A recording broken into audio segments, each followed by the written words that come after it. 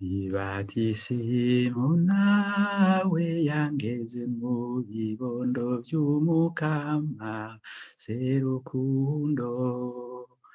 Rw'ibatisimu nawe yangeze mu bibondo vy'Umukama sekigongwe.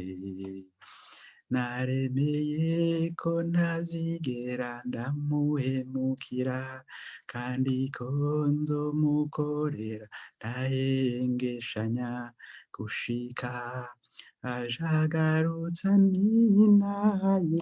Rw'ibatisimu imwe, ukwemera kumwe, mu muryango umwe w'Ekleziya, mu muryango umwe w'Ekleziya.